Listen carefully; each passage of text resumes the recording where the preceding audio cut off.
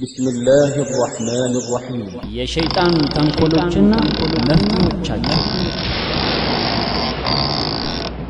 ወጥመዶቹ ይለያያሉ እንደ ሰዎቹ ሁኔታ የተለያዩ ወጥመዶችን ያዘጋጃሉ ቅርብ ወደ ሆነ ጉድጓድ ወስዶን ጥላቸው ይጠራል ሸይጣን በዋነኝነት ሁለመናውን ሰጥቶ ሰዎችን ሊከትበት የሚፈልገው ጉድጓድ የሽርክ ጉድጓድ ነው ምክንያቱም ሰዎች በአላህ Subhanahu Wa Ta'ala ካጋሩ በእነሱና በአላህ መካከል ያለው ወዳጅነት ሙሉ ለሙሉ ይቋረጣል ሸይጣን ወደ ዑጅብ ሊከተው ይችላል ራሱን ከፍ አድርጎ እኔኮ ስንት አመት ዋሽቼ አላውቅም ወንጀል ሰርቼ አላውቅም ስንት አመት ሱና አምልጦኝ አያውቅም ወይም ጀማዓ ሶላት ስንት ወር ሳያመልጠኝ ሰግጃለሁ እኔኮ ከእናንተ የበለጠ ስንት ሐዲስ ሐፍጃለሁ ቁርአን ሐፍጃለሁ ከፍ አድርጎ ራሱን እንዲያ ያደርገዋል አንተማ አልችልህም ይለዋል ሸይጣን መጥቶ ማለት ነው እሱም እውነትም እኔማ ሸይጣን አይችለኝም ይላል ሸይጣን ደካማ ነው ተንኮሉ ደካማ ነው በተለይ ለአመኑ ሰዎች ኢነ ከይደ ሸይጣን ካነ ضعيفا ሸይጣን ተንኮል ደካማ ነው ግን እንዴት ነው ታዲያ እሱ ደካማ ከመሆኑ ጋር እኛን የሚያሸንፈው ከተባለ ከሱ ደካማነት የበለጠ የኛ ኢማን ደክሟል ነሲሃ ኢስላማዊ ስቱዲዮ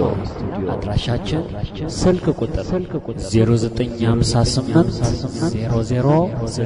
006550 ሞባይል 0910 47 82 83 ነሲሃ ኢስላማዊ ስቱዲዮ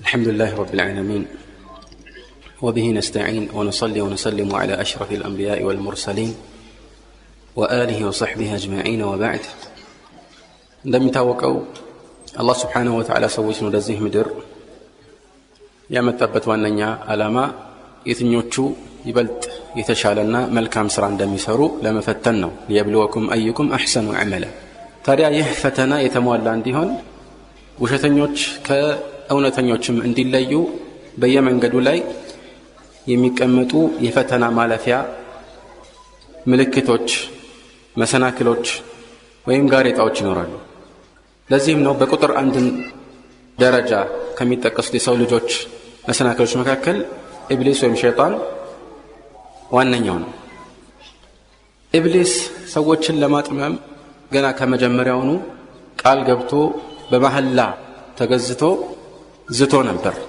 فبعزتك لأغوينهم أجمعين بالله سبحانه وتعالى የበላይነትና ኃያልነት አሸናፊነት እየማለ እነሱን ሁሉ አጠማቸዋለሁ ብሎ ምሎ ነበር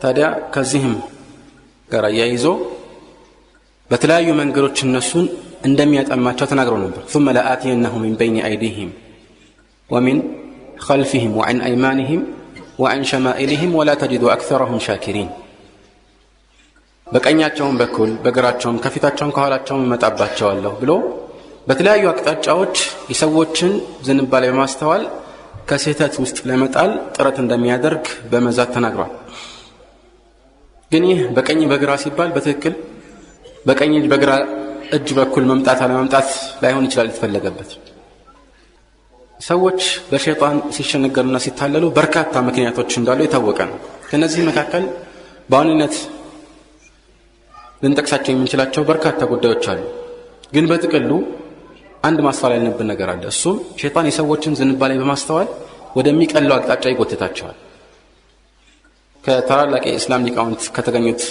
መልካም ንግግሮች መካከል አንዱ ነው ምንድነው ما أمر الله عز وجل عباده بأمر إلا وللشيطان فيه نزغتان إما إلى غلو وإما إلى تقصير ولا يبالي بأيهما ظهر ما نيونم يا الله تأزاز بتملكته شيطان يهنن رأس أسملكته وي دنبر ودمالف لكت ودم التلالف عليهم دقمو ودوهالا يعني ودالما فسمنا ودم الزناقات انديازن بلو يميقو تقوت بيهون انجي በየትኛውም ቦታ ላይ ፍላጎትን ካሟላ ግድ የለው ወይ ወደዚያ ወይ ወደዚህ ጎተተ እናም ይህንን ሰዎች አያስተውሉት ይሆናል በተለይ ደግሞ ድንበር ማለፍ የሚባለው ነገር ብዙዎች ዘንድ ያልተስተዋለ ርዕስ ሊሆን ይችላል ግን አደጋም መልእክተኛው አለይሂ ሰላቱ ወሰለም ይህንን ነገር ከምንም ይበልጥ አጉልተው ይጠሉ እንደነበረ ተረጋግጧል في سنن الدارمي من حديث عبد الله بن مسعود من قال ابن مسعود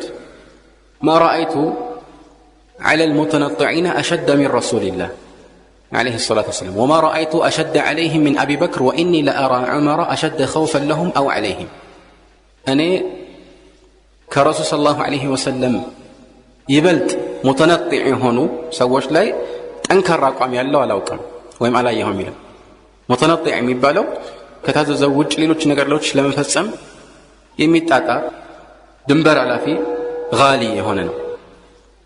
ከሳቸው በመቀጠል ከአቡበክር የበለጠ በእነሱ ላይ ከባድ አቋም የያዘ አላቅም ነው። ከአቡበክርም በማስከተል ከዑመር የበለጠ ስለነሱ በጣም የሚፈራ ወይም በእነሱ ላይ የሚፈራ አላውቅም ነው። ስለዚህ የመልእክተኛው አለይሂ ሰላቱ ወሰላምና የሳቸው ቅርብ ወዳጅ የሆኑ ሰሃቦች አቋም በዚህ ላይ የታወቀ ነው ማለት ነው። በተቃራኒውም አላህ Subhanahu Wa Ta'ala ያዘዘውን ትእዛዝ ላለመስራት ወደ ኋላ ማለት የተለያዩ ምክንያቶችን እየፈጠሩ መሰናክሎችን መደርደር ይህም የተጠላና ከባድ የሸይጣን ወጥመድ ነው። ይህ እንዳለ የሚታወቅ ነው። በርካታ ምሳሌዎች በዚህ ላይ ሊጠቀሱ ይችላሉ። ለዚህም ነው ሐታ አላህን በማምለክ ጉዳይ ላይ ጉሉብ ወይም ደግሞ ድንበር ማለፍ የታወቀ ነው። ወደ ኋላ ደግሞ ወረድ ብሎ ይህንን ትእዛዝ አለመፈጸም የታወቀ አንድ ችግር ነው። ከዚህ ውጭ በተለያዩ የጉትጎታ አይነቶች ሸይጣን ሰዎችን ከመንገድ ለማውጣት ለማጥመም የማይፈነቅለው ድንጋይና የሚያቆፈር ጉድጓድ የለም። ለምሳሌ ሰው በእጃቸው ያለውን ጸጋ የአላህን ትእዛዝ ከጣሱ እንደሚያጡ ሳይሆን በተቃራኒው የአላህን ትእዛዝ ካልጣሱ የሚያጡ ሆኖ እንዲሰማቸው ያደርጋል። በመሰረቱ አንድን ጸጋ አስሮ ለማቆየት የሚፈልገው ወይም የሚያስፈልገው ትልቁ ጉዳይ አላህን ማመስገንና ይህንን የአላህን ጸጋ አላህ በሚፈልገው መልኩ መጠቀም ነው። ነገር ግን በተቃራኒው ሰዎች የሆነ አንድ ኃይል ሲኖራቸው ይህንን ኃይል በወንጀል ላይ ካለዋሉት በፍጹም እርጋታ እንደማያገኙ ይህ ኃይልም አብሯቸው እንደማይቆይ ያሳስባቸዋል። ገና ከመጀመሪያው አታስተውሉ ኢብሊስ አደምንና ሐዋ ሲጎተጉት ያላቸው ነገር ነበር።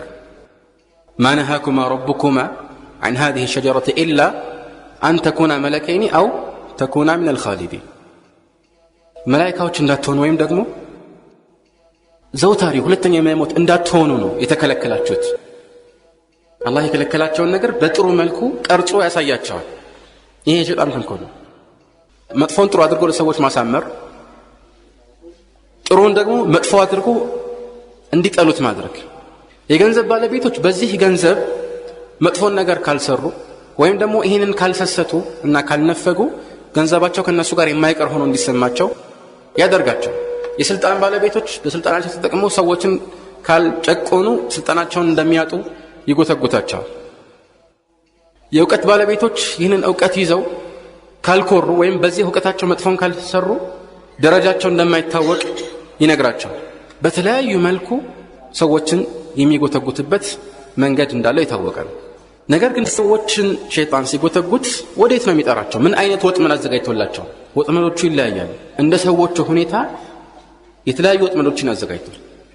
ቅርብ ወደ ሆነ ጉድጓድ ጎትቶ ሊጥላቸው ይጥራል። የተለያዩ ዑለማዎች ስለ ሸይጣን ጉትጎታዎች ሲያወሩ እሱ ያዘጋጃቸው ወጥመዶች በዋነኝነት 7 እንደሆኑ ተናግረዋል። በተለይ ኢብኑ አልቀይም ረሂመሁላሁ ተዓላ የመጀመሪያው በዋነኝነት ሁለመናውን ሰጥቶ ሸይጣን ሰዎችን ሊከትበት የሚፈልገው ጉድጓድ የሽርክ ጉድጓድ ነው። ከምንም የበለጠ በዋነኝነት ትኩረት የሚያደርገው በሽርክ ላይ ይሆናል። ከምንም ይበልጥ የሚያስደስተውም ይህ ወንጀል ነው። ለምን ይሄ ሊሆን ቻለ? ምክንያቱም ሰዎች በአላህ Subhanahu Wa Ta'ala ካጋሩ በእነሱና በአላህ መካከል ያለው ወዳጅነት ሙሉ ለሙሉ ይቋረጣል። በእነሱና በአላህ ወዳጆች መካከል ያለው ወዳጅነት ሙሉ ለሙሉ ይቋረጣል። إنه من يشرك بالله فقد حرم الله عليه الجنة الله በሱ ላይ ጀነትን ሙሉ ለሙሉ እርም ያደርጋታል። በዚህ ታላቅ ወንጀል የተነሳ አላህ Subhanahu Wa Ta'ala ከሱ እዝነት ሙሉ ለሙሉ ይራቅ ያደርገዋል ወደሱ በህይወት እያለ እስካልተመለሰ ድረስ። ሽርክን ፈጽሞ ወደ አላህ ሳይመለስ የሞተ ሰው ከእሳት ቃጠሎ ዝንተ ዓለም መጨረሻውንም አይወጣም ወይም ጭራሹን አይወጣም። ይህን የመሳሰሉ አስከፊ መዘዞች ከሽርክ ጋር ተከትለው ይመጣሉ። ትልቁን ሽርክ የፈጸመ ሰው በመሰረቱ ሙስሊም አይደለም። ለዚህም ሲል ሸይጣን ከአላህ በታች ሌሎችን ሰዎች እንዲማጸኑ አላህ ብቻ ማድረግ በሚችለው ጉዳይ ላይ ፍጡራንን እንዲለምኑ ወይም የተለያዩ እርዳታዎችን እንዲጠይቁ ወይም እንዲፈሩ በተለያዩ መልኩ የአምልኮ ዘርፎችን ለነሱ እንዲያውሉ ጥረት ያደርጋል። የኢስላም ታሪክን ስናስተውል የኢስላም ታሪክ ሲባል ረሱላህ ሰለላሁ ዐለይሂ ወሰለም ከተላኩበት ጊዜ በኋላ አይደለም። ኢስላም የሁሉም ነብያት እምነት ነውና ገና ከመጀመሪያዎቹ ነብያት ጀምሮ ሸይጣን ሰዎችን አጥምሞ እንዲገቡበት ያዘጋጀው ዋነኛ ወጥመድ የሽርክ ወጥመድ ነው። ስለዚህ በየትኛውም አጋጣሚ ነብያት ወደዚህ ምድር ሲላኩ በዋነኝነት አደራ የሚሉት ከአላህ ውጭ ሌላ እንዳታመልኩ ነው። ግን ብዙ ሰዎች ይሄ ከአላህ ውጭ ሌላ እንዳታመልኩ የሚባለው አባባል የሆነ ሩቅ መልእክት ያለው ሆኖ ይሰማቸዋል። ማለት ከአላህ ውጭ ሌላን አምላክ ብላችሁ ፊት ለፊታችሁ በጣዖት ቀርጻችሁ ለሱ አትስገዱ ማለት ሊመስላቸው ይችላል። ሌሎች ደግሞ ከአላህ ውጭ ሌላን ፈጣሪ ብላችሁ አታስቡ፣ ሌላ ፈጣሪ አለ ብላችሁ አታስቡ ማለት ሊመስላቸው ይችላል። ማንንም እንደፈለገ የተለያዩ የአምልኮ ዘርፎችን እየሰጠ ቢያመልክ ፈጣሪ እስካላልኩት ጌታ እስካላልኩት ድረስ በዋነኝነት የፈጠረኝ አላህ ነው እስካልኩኝ ድረስ ሽርክ ፈጸምኩ ብሎ ላያስብ ይችላል። እነኚህ ሁሉ ሸይጣን ለሰዎች የዘረጋቸው የተንኮል መረቦች ናቸው። ስለዚህ ይህንን የመጠንቀቅ ኃላፊነት በሁሉም ሙስሊሞች ላይ ግዴታ ይሆናል ማለት ነው። ይህ ከአላህ ውጭ ሌሎች መመለክ የለባቸውም የሚለው ርዕስ የኢስላም መገለጫ ነው። ከኢስላም ጋር አብሮ የኖረ የታሪኩ ዋና መዞሪያ ዛቢያ ነው። የነብያት ጥሪም ዋነኛ ርዕስ ነው። ስለዚህ በዚህ ርዕስ ላይ ምንም አይነት ውዝግብ ሊኖር አይችልም ማለት ነው። ተግባባን? ከአላህ ውጭ ሌሎችን ማምለክ ይቻላል አይቻልም የሚል ርዕስ በሙስሊሞች መካከል የውዝግብ ርዕስ ተደርጎ በፍጹም ሊታሰብ አይችልም። ለምሳሌ አንድ ሰው መልካም የአላህ ባሮችን ከሞቱም በኋላ ቢሆን ወይም እነሱ በማይሰሙበት አጋጣሚም ቢሆን ችግር ሲደርስብኝ ድረሱልኝ ብዬ ብለምናቸው ወይም አላህ ብቻ መስጠት የሚችሏቸውን ነገሮችን ስጡኝ ብዬ ልክ ልጅ ስጡኝ ብሎ እንደመለመን አሊያም ደግሞ ከማንኛውም ችግር ሁሉ ጊዜ ጠብቁኝ ወይም ሀብታም አድርጉኝ፣ እድሜን አርዝሙልኝ፣ ልጆቼን አብዙልኝ ብሎ እንደመጠየቅ ያለን ነገር በፍጹም የውዝግብ ርዕስ አድርገን ልንቆጥረው አንችልም ማለት ነው። የውዝግብ ርዕስ ሆኖ መቆጠር አይቻልም ከማለታችን ባሻገርም በዚህ ርዕስ ላይ አንድም ሙስሊም ጥርጣሬ ሊገባ አይገባም። በተለያዩ አጋጣሚዎች የተለያዩ ጥመትን የሚያሰራጩ አንጃዎች ሁሉ ጊዜ ሰዎችን ወደነ አቡ ጃህልና ወደነ አቡ ለሃብ እምነት ለመጥራት ጥረት ያደርጋሉ። ግን ብዙዎች ይህንን አይገነዘቡም። ለምን ሲባል እነዚህ አምልኮን ምናልባት አምልኮ ብለው ባይሰይሙትም ለአንዳንድ ለአላህ ባሪያዎች ጻድቃን ለሆኑ ለሱ ታዛዦች ማዋል ይቻላል ነው ያሉት። እና አቡ ጃህል ግን ያመልኩ የነበረው ጣዖታትን ነው ዲሉን ነው። እውነት ድንጋይን ማምለክና መላእክቶችን ማምለክ አላህ ዘንድ ልዩነት አለው? አንደኛው ሽርክ አንደኛው ደግሞ ችግር የሌለው ወደ አላህ መቃረቢያ ተግባር ተደርጎ ሊታሰብ ይችላል? በፍጹም አይችልም። እንዲያው በዚህ ምድር ላይ ሽርክ የተጀመረበት ዋነኛ በር ይህ ነው። እንደሚታወቀው የኑህ ህዝቦች በቀጥታ ሽርክ ውስጥ አልገቡም ነበር። ነገር ግን መልካም የሆኑ 5 ሰዎችን በምስል እንዲቀርጹ ነበር ለመጀመሪያ ሸይጣን የመከራቸው። ይህን አደረጉ። ከዛ ይሄኛው ትውልድ ሲያበቃ እነኚህ የተቀረጹትን እኮ ከናንተ በፊት የነበሩት ትውልዶች እያመለኩ ወደ አላህ ይቀርቡ ነበር አላቸው። እነኚህ እንደ መልካም ሰዎች የሚጠቀሱ ነው። ኢብኑ አባስ ተርጁማን አልቁርአን እንደሚታወቀው في صحيح البخاري الله سبحانه وتعالى وقالوا لا تذرون آلهتكم ولا تذرون ودا ولا سواع ولا يغوث ويعوق ونسرا የሚለውን 5 መልካም ሰዎች ናቸው ብሎ ተናግሯል። እና ይሄንን አሁን ያልኳችሁን ገለጻ አደረገ። ስለዚህ ሽርክ እንዲያው ወደዚህ ምድር የመጣበት ታሪክ ሲጠና የሚያያዘው ከሳሊሖች ጋር ነው። የሽርክ መግቢያ በርም ይሄ ነው። እነሱን አስመልክቶ አላህ ከሰጣቸው ደረጃ በላይ ከፍ አድርጎ ከሰውነት ወደ አምላክነት ማሸጋገር ነው። ቁም ነገሩ ቃሉ አይደለም። አምላክ ብሎ ሰየማቸው አልሰየማቸው ሌላ ርዕስ ነው። ግን አምልኮ ለነሱ ካዋለ ይሄ ትልቅ ችግር ይፈጠራል። ስለዚህ ይህ ከኢስላም ጋር የተዋወቀ ታሪክ ነው።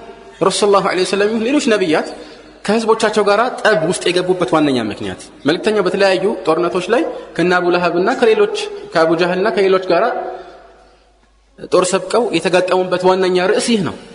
ይህ የታወቀ ማንም ሊጠራጠርበት የማይችል ጉዳይ ሆኖ ሳለ አንዳንድ አጥማሚዎች ችግር የለውም አንዳንድ ሐዲሶች ላይ እኮ ከአላሁ ጸሎችን መለመን እንደሚቻል የሚያረጋግጥ መረጃ አለ ይሉሃል። ስለዚህ ሐዲስ አንተ ምንም የማታውቅ ብትሆን ጥርጣሬ ሊገባህ ይገባልና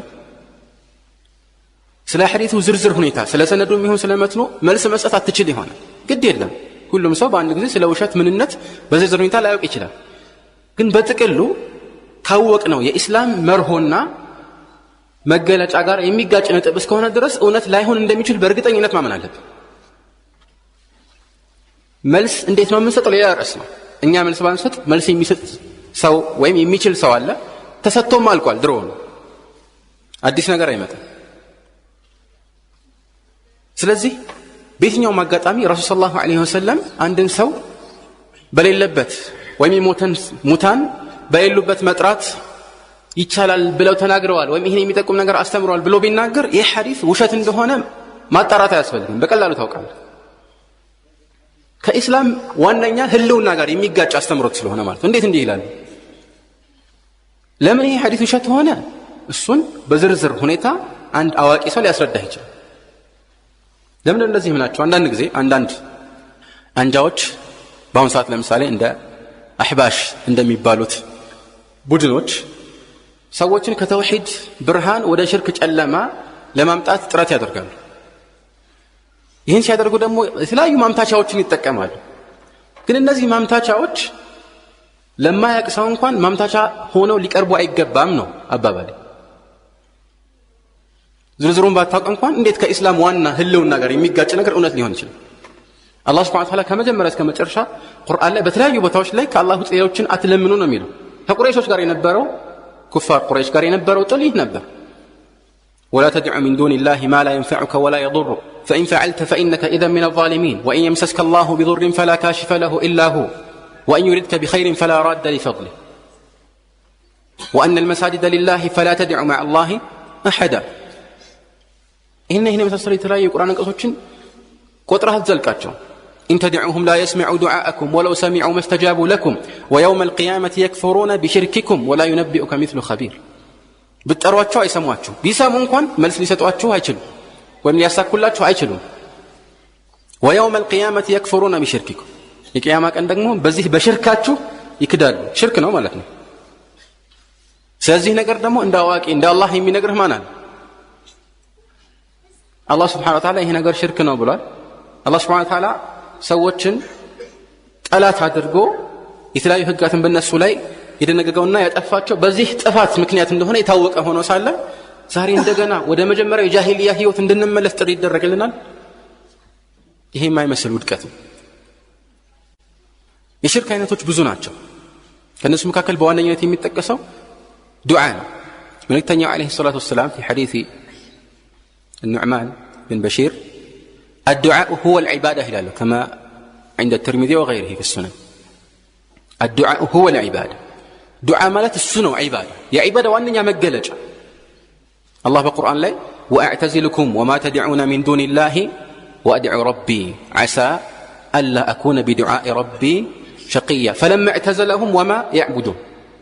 دعاءنا عبادة عندنا مجمل عليه واعتزلكم وما تدعون له بولتኛ አንቀጽ ደግሞ فلما اعتزلهم وما يعبدون.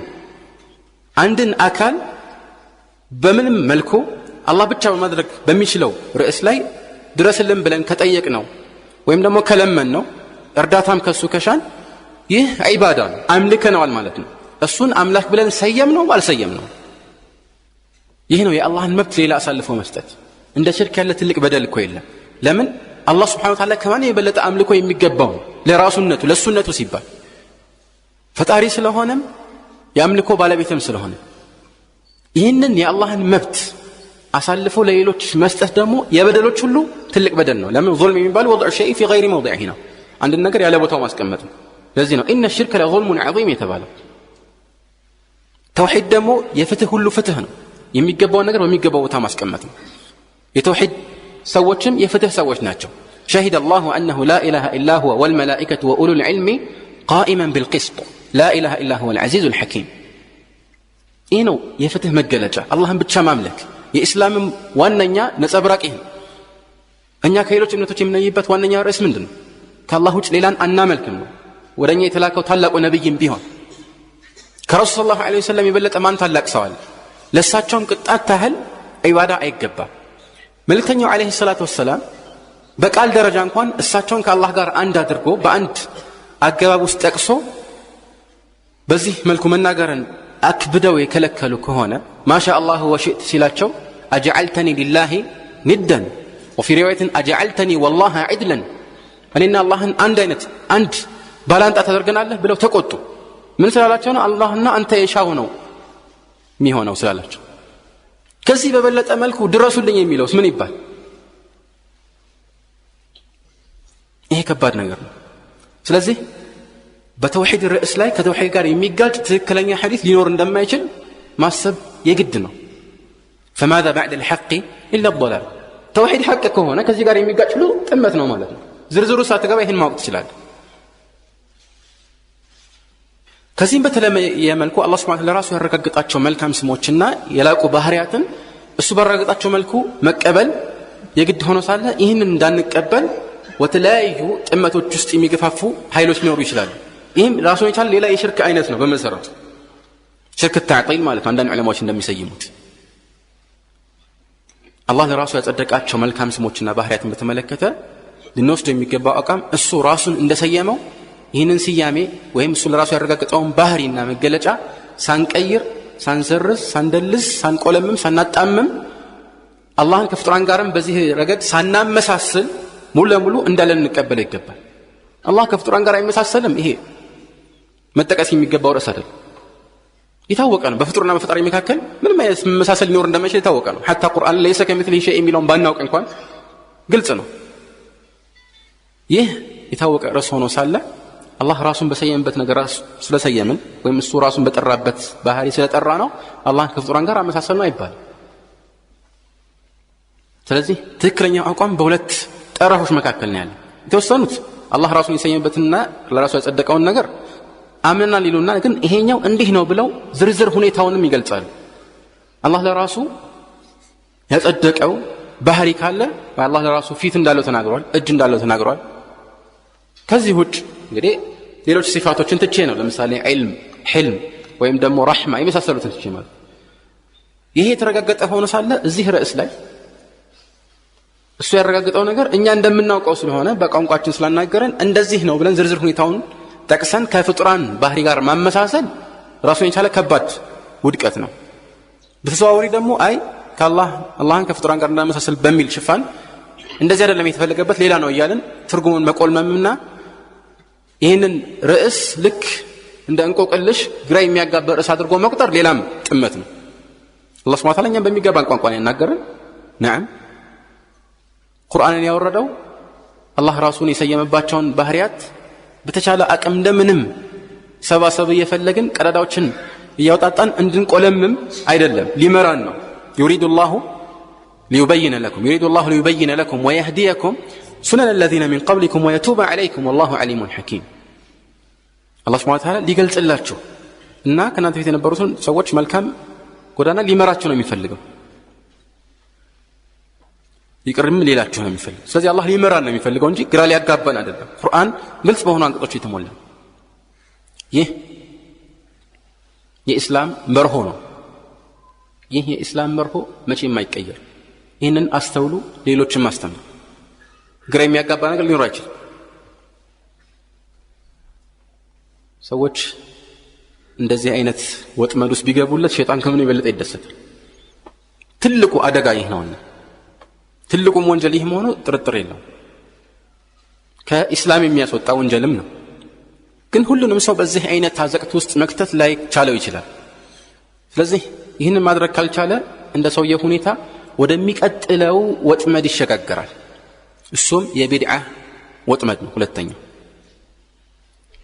ብዙዎች ባይገነዘቡም ከታላላቅ ወንጀሎች በተለየ መልኩ ቢድዓ ሸይጣን ዘንድ የተወደደ ነው ጥቅል በሆነ መልኩ ቢድዓ ሸይጣን ዘንድ ከታላላቅ ወንጀሎች ይበልጥ የተወደደ ነው ለምን ምክንያቱም አንድ ሰው ቢድዓን ሲሰራ መልካም ስራ እየሰራሁ ነው ብሎ ስለሚያስብ የመመለስ አዝማሚያ አይኖርም በብዛት ሱፊያን الثوري እንደሚለው البدعة أحب إلى إبليس من المعصية فإن المعصية يتاب منها أما البدعة فلا يتاب منها ترى ወንጀልን የሰራ ሰው ወንጀል መሆኑን አውቆ ስለሚሰራ ወደ አላህ ሊመለስ ይችላል ይከጀልለታልም ግን ቢድዓን የሚሰራ ሰው መልካም ስራ እየሰራሁ ነው ወደ አላህ የተቃረብኩ ነው ብሎ ስለሚያስብ ሁሌም በዚህ ጎዳና ላይ በርትቶ ሊቀጥል ይችላል ይሄ ደግሞ ለሸይጣን እረፍት ነው ይሄ አንዱ ምክንያት ነው ሌላኛው ምክንያት ቢድዓ ከዲን ጋር የተቆራኘ ነገር ነው ምን ማለት ነው የቢድዓ ፈተና የዲን ፈተና ነው ቢድዓ ሲጠራቀም ዲንን ሊቀይር ይችላል ከኛ በፊት የነበሩትን የተለያዩ ህዝቦችን ተመልከቱ ዲናቸው የተቀየረበት ዋነኛ ምክንያት ሁሉም የራሱን ስለሚፈጥርና በተለያየ መንገድ አላህን ለማምለክ ጥረት ስለሚያደርግ ስለዚህ ዲኑ ከመጀመሪያው ይዘት ተቀይሮ ሌላ ይዘት ይዞ እናገኛለን እስላምስ አይቀየርም ነበር ይቀየር ነበር والله የእስላም ጀግኖች ቢድዓን ፊት ለፊት ሆነው ከመጋፈጥ አንዲትም ቅጽበት ምናልባት ቢወገዱ ኖሮ የሚከፈተው ቆዳዳ ከባድ ነበር ነገር ግን አላህ Subhanahu Wa Ta'ala ዲኑን ጠባቂ ነው ታዲያ ይህንን በተመለከተ ኢብሊስ ሰዎች እዚህ ውስጥ እንዲወድቁ ጥረት ሲያደርግ በተለያየ መንገድ ነው አንዳንዴ ቢድዓ ለሁለት ይከፈላል ይላቸዋል እንዲያውም እኮ እከሌ የተባለው ታላቅ ዓሊም ቢድዓ ለሁለት እንደሚከፈል ተናግሯል ይላል ማሻአላህ زياد بن حدير يتبالى أنت تابعي عمر ينقرون عن طلاق من كرسي أسترالف من أتدري ما يهدم الإسلام على عمر إسلامنا يم يفرسوا من دون توقع له هذا طبعا إسلامنا الله يتبقوا لكن إسلامنا يم يتقبروا السوات يم يفرسوتنا الناس يم يتأخذنا مالتنا من دون توقع له يم يفرسوا على وقم ماله صوص نقروش ناتشوال يا زلي عندنا زلة العالم يا عالم سيتات هذا ምክንያቱም አንድ አዋቂ የሆነ ሰዎች ባይረቆናኛት እየተመለከቱ በሱ ጎዳና ላይ ለመጓዝ ሁሌም እንደ አርአያ ይከተሉታል በዚህ ሁኔታ ላይ እሱ የሚሳሳተው ተራ ስህተት ለነሱ ትልቅ ቦታ ሊኖረው ይችላል ምናልባት እሱ ተሳስቶ ይህን ነገር ሲፈጽም ትክክለኛ ቁርአናዊና ሐዲሳዊ መረጃዎችን ይከተላል በሚል ቅንነት ሊሆን ይችላል እና አላህም ወንጀሉን ይቅር ብሎለት አልፎም ተርፎ አንድ አጅር ጽፎለት ይችላል ሊሆን ይችላል ففي الصحيحين من حديث عمرو بن العاص رضي الله تعالى عنه ملتني عليه الصلاة والسلام قالوا إذا حكم الحاكم فاجتهد فأصاب فله أجر وإذا أخطأ فله أجر عند سو اجتهاد أدركه حق كاغانيا ሁለት ምን ያገኛል አጅሮችን ያገኛል አንደኛው ሐቅን የዋፈቀበት ወይም የገጠመበት ሁለተኛውስ ጥረት ያደረገበት አይደለም እንዴ ከተሳሳተስ የትኛው ይጎድላል አንደኛው ጎደለ ሐቁን የገጠመበት አጅር ጎደለ ያኛው አጅር ግን አይጎድልም ይሄ ግን እውነትን በመፈለግ በዚህ ጽኑ ፍላጎት ከጥረት ጋር በቀንነት ሲሳሳት ስለዚህ ይቅር ከማለትም አልፎ አላህ አንድ አጅር ሊጽፍለት ይችላል ግን ከሱ በኋላ ይህ ስህተት መሆኑን አውቀው ከኋላው አይናቸውን ጨፍነው የሚከተሉት እስካሉ ሐቅን ካወቁ በኋላ ይህንን የሚሽሩ ሰዎች እንደሱ አንድ አጅር ሳይሆን ወንጀል ሊጻፍባቸው ይችላል አደጋ ነው ለዚህ ነው ዑለማው ዘለቱል ዓሊም ዘለቱል ዓለም አንድ ዓሊም ሲሳሳት ከኋላው ብዙ ሰዎች ሊኖሩ ይችላሉ አብሮት ብዙ ህዝብ ሊሳሳት ይችላል እስላምን የሚያበላሸው አንዱ ነገር ይህ ነው አለ ሁለተኛ جدال المنافق بالقرآن منافق بقرآن ሲከራከር እንዴት በቁርአን ይከራከራል نعم قرآن متشابه ሆኖ አንቀጾች ይኖሩታል ይሄ ሙጣሪድ ላይ ሆኖ ወይም ለሁሉም ሰው ሙተሻቢህ ላይሆን ይችላል አንዳንድ ሰው ሙተሻቢህ የሆነበት ሌላው ሙተሻቢህ ላይሆን ይችላል ግን በሚያምታታ መልኩ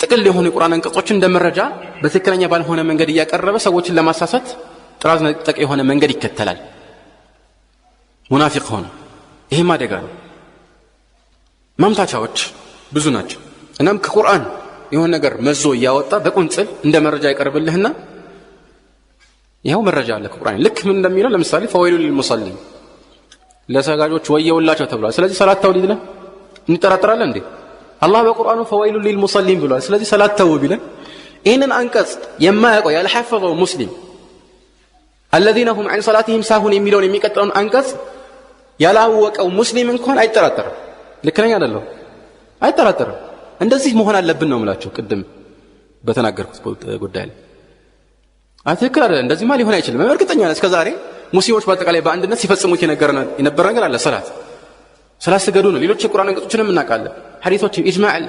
ከዚህ በኋላ ፈወይሉል ሙሰሊን የሚለውን ለአንድ ምስኪን ሙስሊም ቁርአንን ላልሐፈዘ ስለዚህ አንቀጽ ብዙ ስለማያውቅ ወይም ለማያውቅ ሙስሊም ይሄን ቢያቀርብለት አይጠራጠርም፣ እርግጠኛ ነኝ። ወይም አላህ በቁርአኑ ያ አዩሃ الذين آمنوا لا تقربوا الصلاة ብሏል።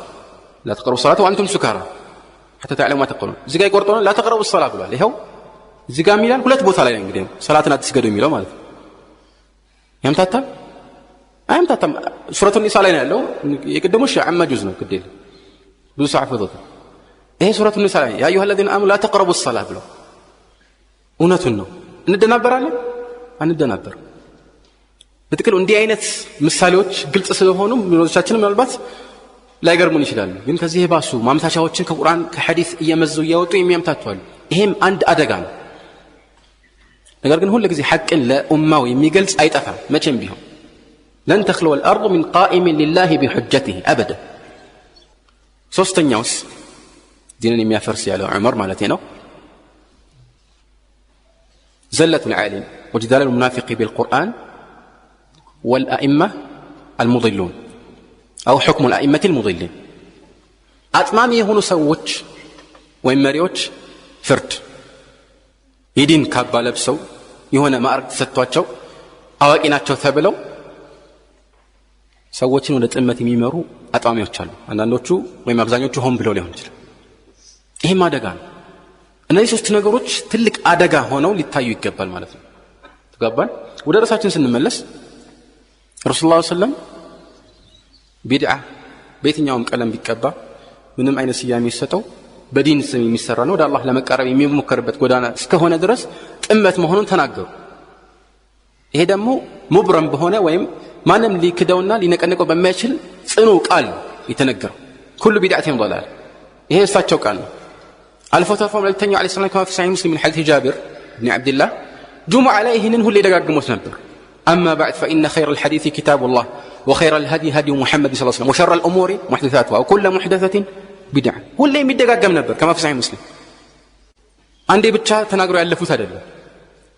እንግዲህ አስቡት እናንተ በዛ ቦታ ብትሆኑ በሰሐቦች ቦታ ይህን ነገር መልእክተኛው በዚህ ቃል ጁሙዓ ሁሌ ሲደጋግሙት በሌላ ቃል ሌሎችን መልእክቶች ይህን በሚደግፍ መልኩ ሲያስተምሩ من أحدث في أمرنا هذا ما ليس منه فهو رد من عمل عملا ليس عليه أمرنا فهو رد. እኛ ያላዘዝንበትን ስራ ይሰራ ወይም ከኛ መንገድ ዲን ውጭ ሆነን አዲስ ፈጠራ ያመጣ ተመላሽ ነው በሱ ላይ ተቀባይነት የለውም ሲሉ ከመሰለኝ ከዚህ ሙሉ የተለያዩ ቢድዓ አይነቶችን በተለያዩ አጋጣሚዎች በተለይ ሰዎች በተሰበሰቡበት አጋጣሚ ኡመታቸውን ወይም ህዝበ ሙስሊሙን ሲሰናበቱ የተናገሩትን ስናስተውል በዚያ ርዕስ ላይ ይህንን ተጋቶ እናገኛለን። በዚህ አጋጣሚ ከፊ ሐዲስ العرباض بن سارية ይህንን ነገር አጽንተው አልፈው ሳለ አንድ ከሌ የተባሉ ዓሊም እኮ ቢድዓ ለሁለት ይከፈላል ብለዋል፣ ጥሩም አለ መጥፎም አለ ሲባል ምን አይነት ስሜት ነው ሊሰማን የሚገባው? ሁሌ እንጠራጠራለን። የተነገረው ነገር በተነገረ ቁጥር ሁሌ ውዥንብር ውስጥ እንገባለን፣ መልሱን ባናውቀው እንኳን ማለት ነው። ይሄ በምን አይነት መልኩ መልስ እንደሚሰጥበት እኔ አላውቅም። ነገር ግን እኔ ረሱላህ ሰለላሁ ዐለይሂ ወሰለም ኩሉ ቢድዓቲን ضلال ያሉት ይበቃኛል የሚለው መልስ አጥጋቢ መልስ ነው። فماذا بعد الحق إلا الضلال. አልፎ ተርፎ አንዳንዶች ወደ አምስት ከፍለውታል። ይሄ ዝርዝር መልስ አለው ግድ የለም ድሮ ያለቀ ርዕስ ነው ማለት ነው። ያላወቀው ሰው አዲስ የሆነበት ይሆናል እንጂ መልስ ተሰጥቶ ያለቀበት ጉዳይ ነው። ይህ በዚህ መልኩ የተረጋገጠ ሆኖ ሳለ መምታቻዎችን እያመጡ እንዴ ጥሩም ቢድዓ እኮ አለ። እሺ ምንድነው መረጃ ስትለው ረሱላህ ሰለላሁ ዐለይሂ ወሰለም አንድ ቦታ ላይ ምን ሰነ ፊል ኢስላሚ ሱነተን ሐሰና ብለዋል። ይባር እንግዲህ ቢድዓ ሐሰና ነው እሱ አለ የሚለው እዚህ ጋር ሱና ሐሰና ነው የተባለው። ሱና ሐሰና የሚባለው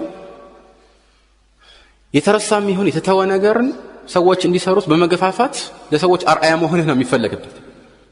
ሐዲሱ وحديث جرير بن عبد الله البجلي عند مسلم ሰደቃ ረሱል ሰለላሁ ዐለይሂ ወሰለም አድርገው ብለው በቀሰቀሱበት አጋጣሚ ወደ ኋላ ሲሉ አንድ አንሳሪ በአንድ እጁ ወይም በመዳፉ የሆነ ነገር አምጥተው ሰደቃ ሰጠ። ይህን ሲያዩ መልእክተኛው ዐለይሂ ሰላም የሚቀድመው ሐዲስ ተናገሩ። ከዛ በኋላ ሰዎች ተከትለው እሱን አርአያ በመከተል ይህን ስለፈጸሙ ሰደቃ አዲስ ቢድዓ ነው እንዴ? አይደለም። ሱና ሐሰና ነው። ይሄ ነው የሚፈለግበት። ሰዎች አንድን መልካም ስራ ረስተው ሳለ በዛ ጊዜ አንተ ብታስታውሳቸው በአንተ ምክንያት ይሄንን ቢፈጽሙ አጅር አይቋረጥም የነሱ አጅር ሁሉ ላንተ ይሰጣል የነሱ ሳይቀነስ እንዳለ ሆኖ ያን ያህል ይሰጣል ማለት ተግባባ يا مرة جمدنا عمر بن الخطاب نعمة البدعة هذه بلوال نعمة البدعة هذه وين نعمة البدعة هذه من الناس ملكته تراويح صلاة من دون تراويح صلاة بدعة وسنة رسول الله صلى الله عليه وسلم يسجروا تكونه صوت الليل سجدوتها طبعا بجمع مالتنا وإلا قيام الليل تراويح يبالو كل يوم يسجدوا قلنا رمضان ليس سووا سبسبوا يسجروا صوت الليل في الحقيقة ليلة حديث له حديث أبي ذر في السنن رسول الله صلى الله عليه وسلم بدقامي ليلتوችን ሰግደው ነበር 23ኛው ሌሊት አሰገዱን ይላል 25ኛው ሌሊት አሰገዱን 27ኛው ሌሊት አሰገዱን حتى 25ኛው ሌሊት ላይ ምን አለ صحابዎች ምን አሉ لو نفلتنا بقية ليلتنا አይደል መልእክተኛው ምን አሉ عليه الصلاه والسلام انه من قام مع الامام حتى ينصرف كتب له قيام ليل مع الامام የሚለው ራሱን ያሳያል ከኢማም ጋር የሚሰገድ ሰላት እንደሆነ በረመዳን የሚሰገድ ታዲያ ዑመር ለምን ቢድዓ ብሎ ጠራው ይሄ ቋንቋ ርዕስ ነው صلاة من مالتنا بقوانقوا درجة دعاء ترى قوانقوا يتركم دعاء طبعا يتلاقوا ببالوش تسنزروا البزي اسمك كن يتوقعوا على مواسن اللي متكسوا رأس صلاة بطريق قوانقوا يتركموا يمشطوا ملكت دعاء ويم لمنا دعاء بك تقول بنتي وقد قربت مرتحلا يا رب جنب أبي الأوصاب والوجع عليك مثل الذي صليت فاغتمضي نوما فإن لجنب المرء مضطجعا عليك مثل الذي صليت من مالتنا أي دعوتي وصلي عليهم إن صلاتك سكن لهم دعاء وتبو عند سو وده هنا بوتا تتأرتو كمتا فإن كان صائما من الملتنيا فليصلي مالتنا تقابزا ستهد صومنيا كهونك بلا ستبال تنسته ولا تركع سجد مالتنا دعاء ذلك بك اللهم بارك له في ماله لمسا الله بارك الله لك في ماله فإني صائم للتلفزال قلت سؤال الله سلازي በቀን 5 ጊዜ ሶላት ስገዱ የተባለው እኮ እናንተ እንደምትሉ ጎመስ ቀና ሳይሆን ዱዓ ማድረግ በቀን 5 ዱዓ ካደረኩኝ ይበቃኛል ቢል አንድ ሰው ያዋጣው አይዋጣው ማለት ልክ እንደዚህ አሁንም ኒዕመት البدع ሲባል ቋንቋዊ ትርጉም ነው የተፈለገበት እዚህ ቦታ ላይ ወደ ሌላኛው ትርጉም ማዞር አይቻል ቅድም የተረጋገጠው መሰረታዊ መርሆ የኢስላም መገለጫ የሆነውን ቢድዓን ማስወገድን ሊጻረር የሚችል ንግግር አይደለም ማለት ነው ቋንቋዊ በሆነ ደረጃ ቋንቋዊ በሆነ መልእክቱ በአቡበከር ጊዜ አሁን ባለበት ይዘት አልተሰገደም ነበር ስለዚህ አዲስ ነው በተወሰነ መልኩ ለምን ተቋርጦ ነበር ግን ለምን ነበር ረሱላህ ሰለላሁ ዐለይሂ ወሰለም ሙሉ ያልተገበሩት ወይም ያልቀጠሉበት خشيت ان تفرض عليكم ግዴታ ሆኖ እንዳይደነግግባችሁ ምን አልኩኝ ፈራሁኛል طيب ረሱላህ ሰለላሁ ዐለይሂ ወሰለም ከሞቱ በኋላ ይሄ ፍራቻ አብሮ ይቀጥላል ወይስ ይቆረጣል ይቆረጣል ለምን በአቡበከር ላይ ወህይ ያወርድ በዑመር ላይ እንደዚህ በሌሎችም ላይ ስለዚህ ፈርላ ይሁን በቃ ሱናነቱ ተረጋግጧል ጻንቷል የተጀመረውን ዑመር ቀጠለው ሌላ ነገር የለም ቢድዓ ሰይአ አይደለም በቋንቋ ደረጃ ማለት ነው ወላ በዲን ሰይአ ሐሰና የለም ስለዚህ በቋንቋ ደረጃ ቢድዓ ሐሰና ሊባል ይችላል እኛ ጥላችን አሁን የቋንቋ ጥላ አይደለም እኛ ጥላችን ምን አይደለም ቢድዓ የሚለውን ቃል ተናገሩ አትናገሩ ይካ ቢድዓ የሚባለውን ቃል መናገር ይቻላል አይቻልም የሚለው አይደለም በዚህ አልተጣላንም ጥላችን ሌላ ነው ገብቷናችኋል ሌሎችም ማምታቻዎች አሉ የታወቁ ማለት ነው እያንዳንዱ ሰፊ በሆነ መልኩ መልስ ተሰጥቶበታል ከድሮ ጀምሮ ግን እንደ ማምታቻ ማንንም ሊያምታታ አይችልም ግልጽ ነው ሸይጣን ቢቻለው ሰዎችን ወደ ሽርክ ወጥመድ መጣል ሲሳነው ወደ ሁለተኛው ወደ ቢድዓ ወጥመድ ይስባቸዋል ወይ ይጠራቸዋል ይህም ካልተቻለ ወደ ታላላቅ ወንጀሎች ወጥመድ ይጣራል ወይም ይህንን ወጥመድ ያመቻቻል ታላላቅ ወንጀሎች ሰውን መግደል ያላግባብ ዝሙት መስራት ኸምር መጠጣት ወለድ መብላት ወይ ማራጣ አባትና እናትን አለማክበርና የነሱን መብት መግፈፍ እነዚህና እነዚህ የመሳሰሉ ታላላቅ ወንጀሎች አሉ በዚህ ላይ ሰዎች ስራቸውን እንዲያጣጥፉ ይሞክራል ለምን ትልቅ ነው ወንጀሉ ከባድ ነው ይሄንን እንኳን አንድ ሰው አልፈጽም ብሎ ለአላህ ብሎ እነዚህን ታላላቅ ወንጀሎች ትቶ ግዴታ የሆኑበትን መልካም ተግባራትና የታዘዘውን ነገር ከፈጸመ አላህ ትናንሽ ወንጀሎችን ይምርለታል ምንም ሳያደርግ يعني ተውባም ሳያደርግ ማለት ነው ትናንሽ ወንጀሎች ቁርአን ላይ የተቀመጠው ሸርጥ ነው ኢን ተጅተኒቡ ከባኢረ ማ ተንሃውና عنه نكفر عنكم سيئاتكم وندخلكم مدخلا كريما ታላቅ ነገር ነው። ይሄ ትልቅ እድል ነው ማለት ነው። በዚህ አዘቅት ውስጥ ሰዎች ይመጣል። አሁንም ከተሳነው ወደ ሌላኛው ወጥመድ ይሸጋገራል። እሱም ተራ ወንጀሎች፣ ከዚህ ያነሱ ወንጀሎችን ቢሆን እንዲፈጽሙ ያደርጋቸዋል። በመሰረቱ ታናሽ የሚባሉት ወንጀሎች እንዲያው አንጻራዊ በሆነ መልኩ ሲነገሩ ነው እንጂ የአላህን ሕግ ከመጣስ አንጻር ትንሽ ሊባል አይገባም። አንድ ሰለፍ ምን አሉ? لا تنظر إلى صغر المعصية ولكن ينظر إلى عظمة من عصيت። የወንጀሉን ትንሽነት አትመልከት፣ ነገር ግን ትእዛዙን የጣስክበትን ጌታ ትልቅነት ተመልከት። የማንን ትእዛዙን የጣስኩት የሚለውን ተመልከት እንጂ ትንሽ ነው ትልቅ ነው አትበል። የሙእሚን ባህሪ ይሄ ነው። ኢብኑ መስዑድ እንደሚል ከማ ኢንደ البخاري ሙእሚን እንዴት ነው የሚመለከት ወንጀሉን? ከላይ ሊወድቅ እንደተጠጋው ተራራ ነው የሚመለከተው ከፍርሃቱ የተነሳ። ሙናፊቅ የሆነስ ልክ እንዳረፈበት ዝንብ ነገር ነው፣ እሺ ብሎ እንዳባረረ። ልዩነቱ ይሄ ነው። እነዚህን ወንጀሎች አንድ ሰው በተደጋጋሚ የሚፈጽም ከሆነ طبعا ያለ ተውባ ማለት ነው፣ ወይም የሚያበዛ ከሆነ ሲበዙ ልክ መልእክተኛው አለይሂ ሰላም እንዳሉት በሰው ላይ ተሰባስበው ሊያጠፉት ይችላሉ። ትንሽ ወንጀሎች እንዴት ነው ምሳሌያቸው? አንድ ሰው ለምሳሌ ከሆነ ቦታ የሆነ ማገዶ ትንሽ እየለቀመ እንጨት ያመጣል፣ ሌላውም ከዛ ሁሉም ተሰባስበው ትልቅ እሳት ይፈጥራል። በመሰባሰቡ የተነሳ ማለት ነው። ወንጀሎችም እንደዚህ ተሰባስበው ሊያጠፉት ይችላሉ። ኢያኩም ወመሐቀራት الذنوب ያሉት ለዚህ ነው መልእክተኛው አለይሂ ሰላም። طبعا አንዳንድ ዘገባዎች ይህን ሊጠቅሙ ይችላል። ከኢብኑ አባስ እንደተወራው لا كبيرة مع الاستغفار ولا صغيرة مع الإصرار። ወደ አላህ ከተመለሰ ኢስቲግፋር ያደረገ ከቢራ ትልቅ ወንጀል የሚባል ማለት አላህ ይሰርዝለታል ይመረዋል ማለት ነው። ግን አንድን ትንሽ ወንጀል የሙጥኝ ብሎ ተውበት ሳያደርግ የፈለገው ሁሌ በድጋሚ በዘውታሪነት የሚፈጸመው ከሆነ ይሄ ትንሽ አይባልም ትልቅ ነው የሚሆነው ማለት ነው።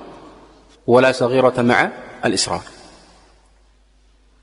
ይህንን አራተኛውን ወጥመድ ዘርግቶ በዚህ ማጥመድ ከተሳነው ወደ ሌላኛው ይሸጋገራል።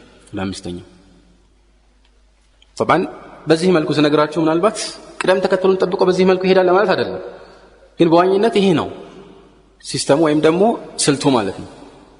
እና ሁኔታዎች ሲመቻቹለት በየትኛው አጋጣሚ ሰዎችን ያታለላል። ይሄንን ማድረግ ካልቻለ غفላ ይለቅበታል። غفላ ምንድነው? መዘናጋት ነው ማለት ወንጀል ላይሰራ ይችላል፣ ግን መልካም ስራን ከመስራት ወደ ኋላ እንዲዘናጋ እንዲያሳንስ ይጎተጉተዋል። ይሄ ደግሞ እንደ ሰውየው ጥንካሬ ነው። ቂያም ሌሊት የሚቆም ነዋፊል የሆኑ ሰለዋቶችን ግዴታ ያልሆኑ ትርፍ ሰላቶችን የሚያበዛ ከሆነ ዱሃ ምናምን የሚሰግድ ከሆነ ሸይጣን መጥቶ ስታስቡት ዙሁር ዛሬ ባትሰግድ ብሎ ይወተውተዋል ወይ ጁማዓ ባትሰግድ ይለዋል? አይወተውተውም አይደል? ደረጃው እዛ አልደረሰማ የማይመስል ነገር ነው። ስለዚህ ምንድነው የሚወተውተው? የሚችለውን ያህል ዛሬ ሱና ቢቀርብ ደክሞሃል ሊለው ይችላል፣ እንደ ደረጃው ማለት ነው። ግን እንደምንም እየተጠራራ አምስቷን ሰላት የሚሰግድ ከሆነ ኢሻ ዛሬ በእንቅልፍ በዚህ መልኩ ወይም ደግሞ ፈጅር ላይ ይለፈህ ይለዋል፣ እንደ ደረጃው ሊሆን ይችላል። እና ይሄ አይነት غفላ ሁሉም ጊዜ እንደ ሰዎች ሊለያይ ይችላል ማለት ነው። ይሄ በዚክር በብዛት የሚወገድ ነው። واذكر ربك في نفسك تضرعا وخيفة ودون الجهر من القول بالغدو والآصال ولا تكن من الغافلين። ذكر የغفላ ተቃራኒ ነው። ለማንኛውም ይሄም አንድ ወጥመድ ነው። ስንተኛው ነው? አምስተኛው። ካልቻለስ ወደ ስድስተኛው ይሸጋገራል። እሱም ወደ ዑጅብ ሊከተው ይችላል። ወይም طبعا ቅድም ተከተሉ የግድ አይደለም ብያችኋለሁ፣ እንደ ሁኔታው ነው። ወደ ዑጅብ ሊከተው ይችላል። ምንድነው ዑጅብ? ወይም ኢዕጃብ المرء بنفسه ራሱን ከፍ አድርጎ እኔ እኮ ስንት ዓመት ዋሽቼ አላቅም፣ ወንጀል ሰርቼ አላቅም፣ ስንት ዓመት ሱና ምንጦኝ አያቅም፣ ወይም ጀማዕ ሰላት ስንት ወር ሳያመልጠኝ ሰግጃለሁ፣ እኔ እኮ ከእናንተ የበለጠ ስንት ሐዲስ ሐፍጃለሁ፣ ቁርአን ሐፍጃለሁ። ከፍ ከፍ አድርጎ ራሱን እንዲያይ ያደርገዋል። አንተማ አልችልህም ይለዋል ሸይጣን መጥቶ ማለት ነው። እሱም እውነትም እኔማ ሸይጣን አይችለኝም ይላል። ሳያስበው ይሆን ይደነቃል። ራሱን እያከበረ ይሄድና ራስን ደግሞ በዚህ መልኩ አጉልቶ መመልከት ሌሎችን አሳንሶ ማየትን ያስከትላል። አደጋ ነው። ይህንንም ካልቻለ ሌሎችንም ካልቻለ ሌላም መንገድ ይሞክራል። ምንድነው ይሄ? ሰባተኛው መንገድ የተለያዩ ስራዎችን መልካም ስራዎችን ሲሰራ ቅድሚያ የሚሰጠው ይበልጥ አጅር የማያስገኝለት እንዲሆን ይጎተጉተዋል። ለምሳሌ መልካም ስራዎች ብዙ ናቸው ከግዴታዎቹ በወጣ መልኩ ማለት ግዴታ ካልሆኑት ስራዎች መካከል የተለያዩ አይነቶችን መጥቀስ ይቻላል የተወሰኑት አጅራቸው ይበዛል ለምሳሌ በአንተ በራስህ ላይ የተገደበ መልካም ስራና ጥቅሙ በአንተ ላይ ብቻ የተገደበ ሳይሆን ወደ ሌሎች የሚተላለፍ መልካም ስራ አጅሩ እኩል ይሆናል እንዴ አይሆን ምን ይለዋል ስራ አንተ ዋናው አሁን ሰላት መስገድህ ነው ይለዋል ግልጽ አይደለም ፈርድ አይደለም እላችሁ ሱና ሰላት ማለት ነው ሱና ሰላት ይሰግድና በዛ ሰዓት ምናልባት የሚሰራ መጥፎ ስራ ካለ ያንን መከልከል ወይም ያልተሰራ ግዴታ መልካም ስራ ካለ ያንን እንዲሰሩ ማዘዝ ሲገባው ያንን ይተውና ወደዚህ አእምሮን ይሰበስባል ይሄ የሸይጣን ወጥመድ ነው ራሱን የቻለ አንድ ተንኮል አንዳንድ ጊዜ አልፎ ተርፎ ግዴታ የሆነ መልካም ተግባርን አቆይቶ ግዴታ ያልሆነውን እየሰራ በዚህ ጊዜውን እንዲያጠፋ ያደርገዋል ይሄ ደግሞ በእስላም የተከለከለው እንደ መርሆ ራሱ حتى من تنيا السلام من قالوا إذا أقيمت الصلاة فلا صلاة إلا المكتوبة صلاة ግዴታ ሆኖ እቃም ሲደረግ ለብቻው እዛ ቆሞ አንድ ሰው ቆይ ሱና ልስገድ መጀመሪያ ማለት ይችላል አይችልም የሚቀደመው ይሄ እነሱ ሰዎች በተቃራኒ ሊያደርጉ ይችላሉ ይሄ ሞኝነት ይሆናል ማለት ነው ጓባን ሱናውን እየሰሩ ፈርዱ ማሳለ ይሄን ነው የሚያደርገው ዑለማዎች ነው ያሉ من شغله الفرض عن النفل فهو المغبوط ومن شغله النفل عن الفرض فهو المغبون ግዴታ ስራን እየሰራ አብሮ ማስከስ ስላልቻለ ግዴታ ያልሆነው ነገር እየተጣበበት ባይፈጸም እሱ ይቀናበታል እንጂ አይወቀስም በተቃራኒው ደግሞ መልካም የሆኑ ግን ግዴታ ያልሆኑ ትርፍ ስራዎችን እየሰራ ግዴታውን ቢያቆይ ቢያሳልፍ ደግሞ ይሄ መግቡን ነው እንደከሰረ ሰው ማለት ነው ከዚህ በለጠ ደግሞ ንግድ ላይ ለምሳሌ አንድ ሰው በ100 ብር መገዛት የሚችለውን ዕቃ በ400 ብር ቢገዛ እንዴት ነው የሚቆጨው አላወኩም ነበርኩ መጀመሪያ አትነግረኝም ነበር ይሄዳል መልስልኝ ሊል ይችላል ኢላ አኺሪ ከዚህ በለጠ ግን የሚቆጭበት ነገር ወይም ሊቆጭበት የሚገባው ነገር ይህ ነው እነዚህ ጥቂት የሸይጣን ተንኮሎች ናቸው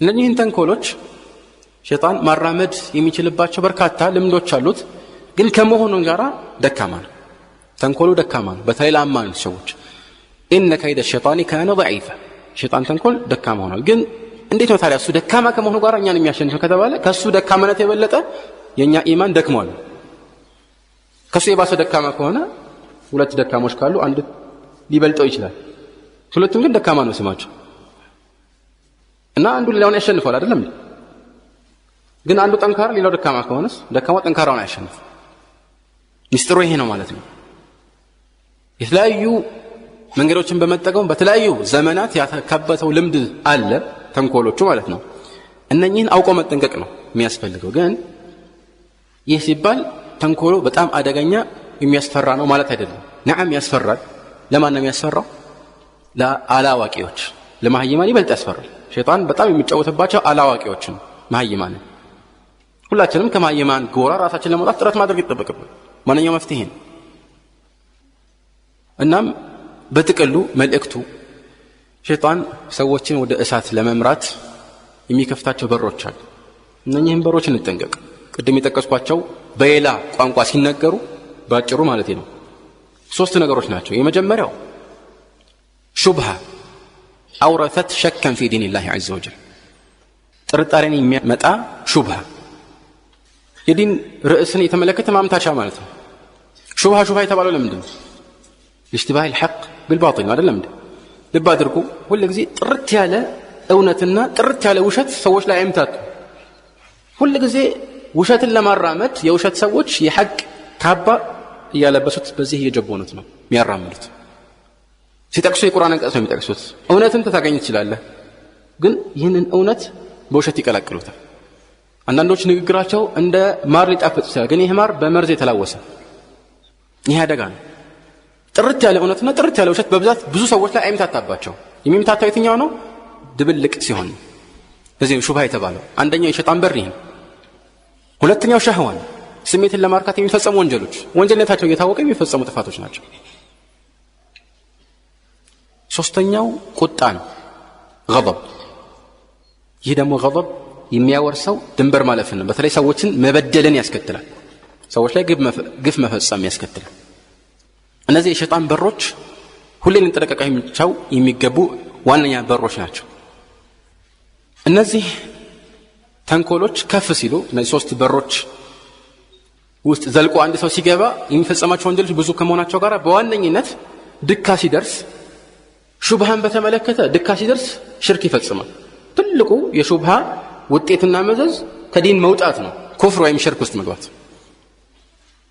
ሸህዋን በተመለከተ ትልቁስ ዝሙት ነው። ቁጣስ ገضብ ሰውን መበደል ያስከተል ቢያቻለው ይህም ድካ ሲደርስ መግደልን አላጋባ በሆነ መልኩ የሰዎችን ህይወት ማጥፋት ትልቅ ወንጀል ነው። ይህንን ያስከትላል። አላህ Subhanahu Wa Ta'ala ሶስቱን በአንድ ላይ ጠቅሷቸው እናገኛለን። والذين لا يدعون مع الله إلها آخر ولا يقتلون النفس التي حرم الله إلا بالحق ولا يزنون ሶስት ዋነኛ የወንጀል አይነቶች መሆናቸው የታወቀ ነው ማለት። እነዚህ ወንጀል አይነቶች ደግሞ አፈጻጸማቸውም ይለያል። ከሽርክ ደግሞ አይነት አለ፣ ከዚናም አይነት አለ፣ ከቀትልም አይነት ወይም ሰውን ከመግደልም አይነት አለ፣ ከፍ የሚልም አለ ማለት ነው። في الصحيحين من حديث عبد الله بن مسعود من بلو ጠየቃቸው ابن مسعود أي الذنب أعظم የትኛው ወንጀል ነው ትልቁ አላቸው። የበለጠ ትልቁ አደጋ ምን አለ መልእክተኛው أن تجعل لله ندا وهو خلقك الله ፈጣሪ ሆኖ ሳለ ለሱ ባላንጣ ማድረግ ነው። እሱ ፈጣሪ መሆኑን እያወቅ ከሱ ውጭ ሌላን ታመልካለህ የማይመስል ነገር ትልቁ ሽርክ አይነት ይሄ ነው ማለት ነው። قال قلت إن ذلك لعظيم ثم أي ይሄማ ትልቅ ነው አላቸው። ትልቅ አደጋ ነው። نعم ይገነዘባሉ ሰሃቦች። ከዚህ ቀጥሎ አላቸው أن تقتل ولدك مخافة أن يطعم معك ልጅህን ካንተ ጋር እንዳይበላ በሚል ፍራቻ መግደል። ልጆች ሊንከባከቧቸው የሚገቡ የአላህ ስጦታዎች ናቸው። በተቃራኒው ደግሞ ይሄማ ሪዝቅ ሊወስድብኝ ሊበላብኝ ነው እኔ የምበላው በአማርኛ ነው የሚበላው ሳጣ ልጄ ጥርስ አወጣ እንደሚባለው خلاص ብሎ እርምጃ ከወሰደበት ይሄ ቀትል ነው። ግን ተራ ቀትል ነው እንዴ? ከማንኛውም የግድያ አይነት የባሰ ሊሆን ይችላል። ሶስተኛውስ ምን አልመተኛው አንቱ ዛኒያ ሐሊለ ተጃሪክ የጎረቤትህን ሚስት በሷ ላይ ዝሙት መፈጸም። ዝሙት በየትኛው መልኩ ቢሆን ትልቅ ወንጀል ነው። ግን በተቃራኒው መሆን ሲገባው ምን ማለት ነው? ተቃራኒው የጎረቤቱን ክብር ሊጠብቅለት የሱን አደራ ሊወጣ ሲገባ እሷ ለመኖሩን አይቶ ይህንን አደራውን በሚያፈርስ መልኩ እንዲህ አይነት ማመንዘር ከባድ ነው የሚሆነው። ከየትኛው መማገጥ የበለጠ ትልቅ ወንጀል ነው የሚሆነው ማለት ነው። ጎረቤትም ባይሆን ሌላ ሊታመን የሚገባ ሰውም ከሆነ እንደዚህ ወንጀሉ እየጨመረ ይሄዳል ማለት ነው። ገባ? እነዚህ ሶስት በሮች የሸይጣን በሮች ናቸውና በተቻለ መጠን ሰዎች ሊጠነቀቋቸው ይገባል። ጥቅል ገለጻዎች ናቸው። አላህ Subhanahu Wa Ta'ala ሸይጣን ጠላታችን መሆኑን አስቀድሞ ነግሮናል፣ አስጠንቅቆልናልም። إن الشيطان لكم عدو فاتخذوه عدوا إنما يدعو حزبه ليكونوا من أصحاب السعير ሸይጣን ጠላታችሁ ጠላት አድርጋችሁ ያዙት፣ ወዳጅ አድርጋችሁ አትያዙት ማለት ነው። ጠላትን እንዴት ነው ጠላት አድርገህ የምትይዘው? ጠላቴ ነው ብሎ ስም መሰየም ይበቃል? አይበቃም። ጠላት ከሆነ ጠላት ነው፣ ይጠላል። የሱን ትእዛዝ መራቅ ከሱ መንገድ ራስን ገሸሽ ማድረግ ነው። ወዳጅ ከሆነ አብሮ መውደድ ነው፣ እሱ የሚለውን መፈጸም ነው። ኢነል ሙሂበ ሊመን ዩሂቡ ሙጢዑ አንድ ሰው የሚወደውን አካል ትእዛዝ በጣም ይፈጽማል። ይሄ ደግሞ ከባድ ነው። አላህ ወዳጃችን ሆኖ ሳለ የሱን ወዳጅነት አንፈልግም ብለን የሸይጣንን ወዳጅነት ከመረጥን ከባድ ክስረት ነው። አፈተተኺዙነሁ ወዙርየተሁ አውሊያአ ሚን ዱኒ ወሁም ለኩም ዐዱው ቢእሰ ሊዛሊሚነ በደላ እሱንና ዝርያዎቹን ጠላቶቻችሁ ሆነው ወዳጅ አድርጋችሁ ትይዟቸዋላችሁ። ሌላ ቦታ ላይ ወመን የተኺዝ ሸይጣነ ወልያን ሚን ዱኒላሂ ፈቀድ ኸሲረ ኹስራነን ሙቢና ትልቅ ግልጽ የሆነ ክስረትን ከስሯል። ከአላህ ውጭ ሸይጣንን ወዳጅ አድርጎ የተቆናኘ ካለ ይላል أفتتخذونه وذريته أولياء من دوني وهم لكم عدو بئس للظالمين بدلا لا نزا بداي لهون سوت من أن يكفى كيارين الله تتو ولا شيطان ما زور مالت مفيتن بقالي من نقر عدم شيطان طلعتين والله داجينو تبلو يميالكنا بارتنا طب يمزقا نقر عدلم الله سبحانه وتعالى بسما يمتكم يدركن هذا والله أعلم وصلى الله على محمد وآله وصحبه أجمعين. طيب يتوسم طريقة على إن شاء الله بقدر متكتل باجروا لما داسس نكرلن يحباسوش لبيدعة من بين يقول لك كم يمتعش ما متعشاوش متكل فما راعه حق رعايته يميلونه ملسو من دنو مالت قرآن لا في سورة الحج الله سبحانه وتعالى سلا عيسى تكتوش باو السبت وجعلنا في قلوب الذين اتبعوه رأفة رحمة ورهبانية ابتدعوها ما كتبناها عليهم إلا ابتغاء رضوان الله فما رعوها حق رعايتها بالوال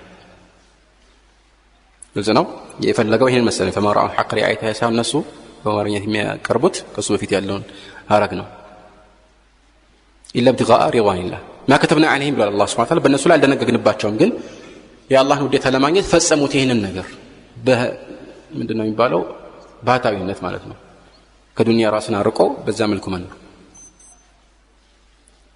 እና እነዚህን ሰዎች እና ማናቸው እነዚህ የኢሳ ተከታይ የተባሉት طبعا ሙስሊሞች የሚባሉት አይደሉም ዛሬ ግን በድሮ ጊዜ ከኛ በፊት የነበሩ ህዝቦች ናቸው የድሮ ታሪክ ነው እና እነሱ ይህንን ነገር ሲፈጽሙ አላህ ደንግጎባቸው አይደለም ነገር ግን የአላህን ግዴታ የአላህን Subhanahu Wa Ta'ala ውዴታ ለማግኘት ብለው ነው ስለዚህ እኛም እንደዚህ ብንፈጽም ችግር የለውም አንድ ነገር ለአላህ ውዴታ በሚል ምን አነሳሽነት ብንፈጽመው ችግር የለውም ማምታቻው ገብቷችኋል ማምታቻው ገብቷችሁ መልሱ ካልገባችሁ ችግር ነው ማምታቻው ሳይገባችሁ መልሱ ቢገባችሁ ችግር የለም طيب እንደዚህ አይነት ማምታቻዎች ከዚህም ውጭ በዚህ ርዕስ ላይም ከዚህ ውጭ የሚያሉ ርዕሶች ላይም የሚሰጡ ማምታቻዎች በአጠቃላይ ከአንድ በላይ መልስ ነው ያላቸው አንዱ በቂ ነው ግን ከአንድ በላይ ብዙ መልስ ይኖራቸዋል طبعا እንዲህ ስላችሁ ምናልባት ያጋነንኩ ምናምን ይመስላችሁ ይችላል ግን ወደፊት ኢንሻአላህ እናያለን ጥያቄም ጠይቁ ከአንድ በላይ ብዙ መልሶች መሰጠት ይችላል እዚህም ላይ እንደዚህ ከአንድ በላይ ብዙ መልስ ይችላል አንደኛ አላህ Subhanahu Wa Ta'ala እነዚህን ሰዎች በዚህ መልኩ ሲያወሳ እያወደሳቸው ነው ወይስ እየወቀሳቸው ነው በተለይ فما رعوها حق رعايتها አላህ አልደነገገባቸውም ግን ይህንን ፈጸሙ እነሱ በዚህ ላይም ደግሞ እንስራ ያሉትን ነገር በአግባቡ ማልፈጸሙት እየተወገዙ ነው فما رعوا حق رعايتها እቺ አንቀጽ ወይም እቺኛዋ ሐረግ ምንነቱን ትገልጻለች ረሱላህ ሰለላሁ ዐለይሂ ወሰለም አንድ የተናገሩት ነገር አለ ምን አሉ لا تشددوا على أنفسكم فيشدد الله عليكم فإن قوما شددوا على أنفسهم فشدد الله عليهم فتلك بقاياهم في الصوامع والدور تملكت راساتችሁ ላይ አታጠናክሩ አላህ ያጠናክሩባችኋል ክልከላ ነው ወይስ ትእዛዝ ነው ክልከላ ነው ማለት አላህ ያልደነገገበት ነገር እንደዚህ ልስራ ምናምን ያልክ አታካብድ አላህ በዚያው ሊደነግግብህ ይችላል ማለት ነው ልክ ረሱላህ ሰለላሁ ዐለይሂ ወሰለም خشيت أن تفرض عليكم እንዳሉት ቅድም በዚያው ሊደነግግብህ ይችላል ከእናንተ በፊት የነበሩ ሰዎች እንደዚህ ነገሮችን ሳይታዘዙ ለመፈጸም አካብደው ሰርተው አላህ በዛው ግዴታ አደረገባቸው ወይም ደግሞ አከበደባቸው ነገሩን ማለት ነው እሺ ምንድነው ምልክቱ የዚህ ነገር ውጤት ምን ሆነ ምን አሉ ማለት فتلك بقاياهم ይሄው ቅሪቶቻቸው የት ነው ያሉት እነሱ في الصوامع والدور ገዳምና አምልኮ ቦታዎች ላይ ለብቻ ተለይተው ያሉበት ቦታ ላይ እየተወደሱ ነው እዚህ ሐዲስ ላይ ይሄ ሐዲስ ይሄንን ያብራራዋል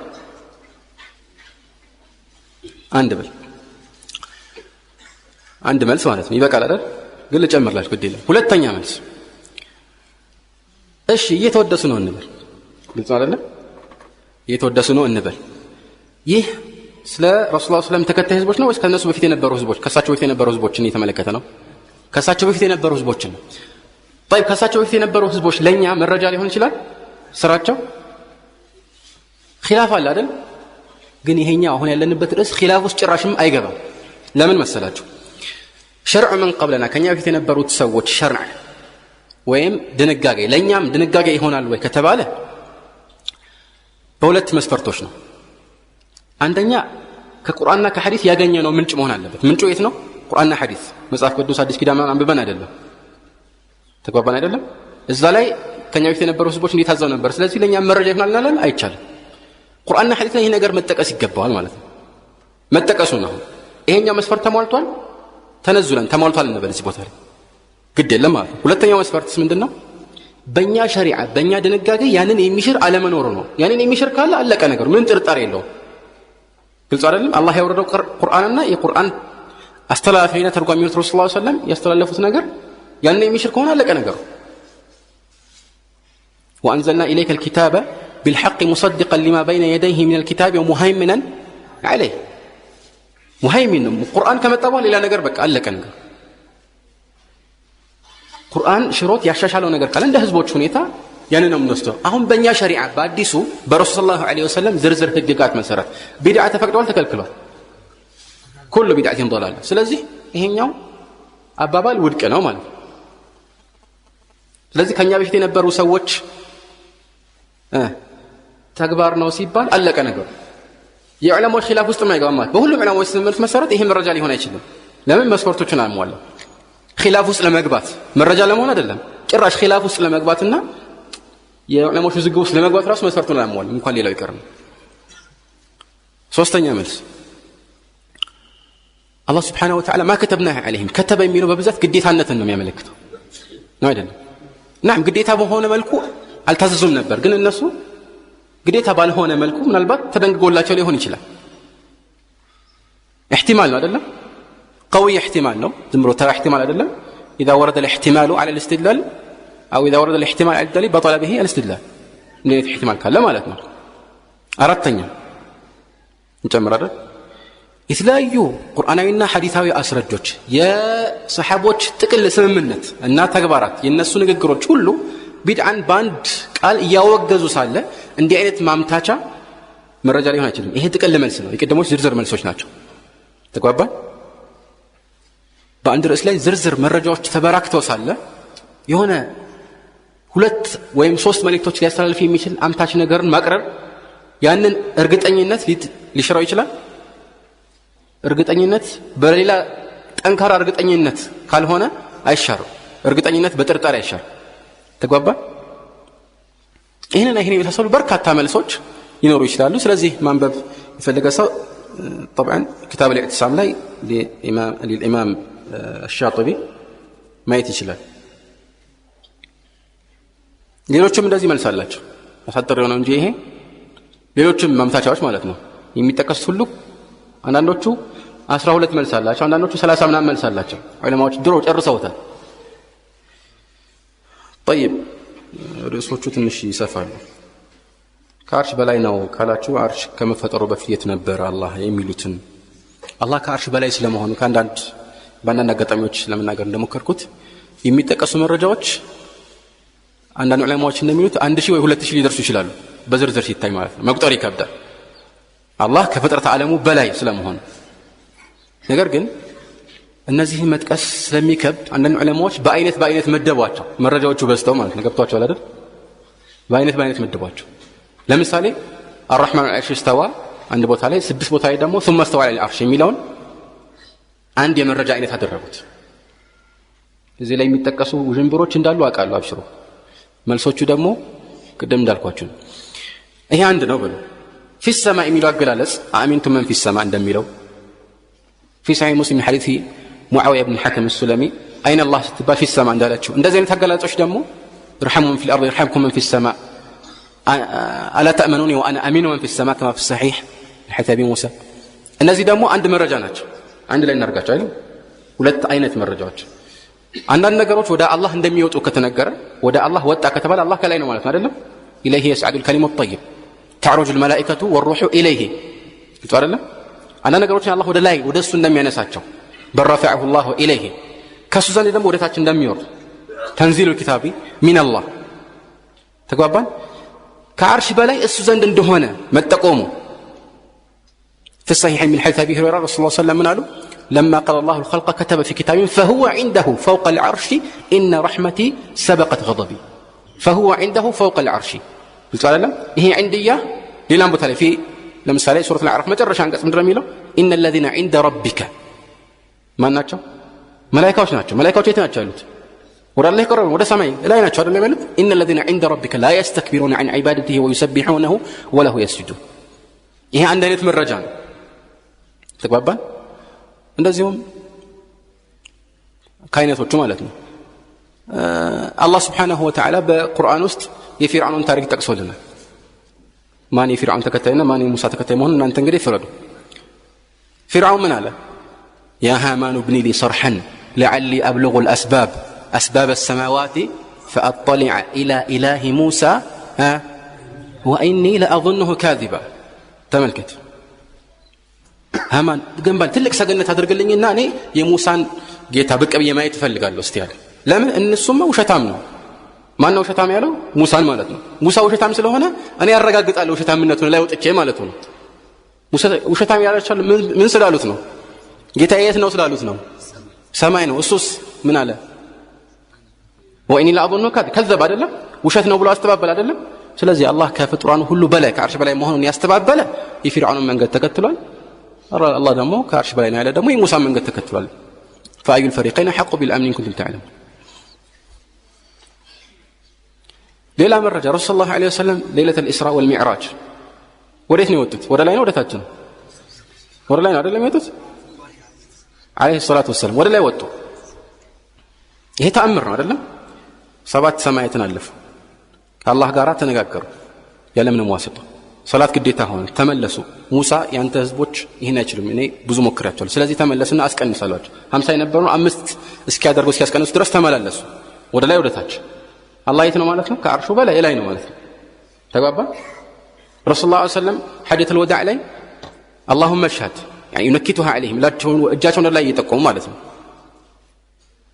ይሄን አድርገዋል አይደል በቁርአን በሐዲስ ላይ سبح اسم ربك الاعلى ሲል وهو العلي العظيم علي የሚለው በየትኛው መልኩ አላህ የበላይ መሆኑን ይጠቁም እነዚህና የሚሳሰሉ መረጃዎች በአይነት እንኳን ብዙ ናቸው እንኳን በዝርዝር ሊጠቀሱ ቀርቶ ማለት ነው ከቁርአንና ከሐዲስ አንወጣ ማለት ከቁርአንና ከሐዲስ ወጥተን ራሱ ብዙ እናገኛለን ተፈጥሯዊ የሆነ ስሜት ራሱ አንድ መረጃ ነው فطرة الله التي فطر الناس عليها لا تبديل لخلق الله አንድ ሰው ዱዓ ሲያደርግ ልቡ ወዴት ነው ቀና የሚል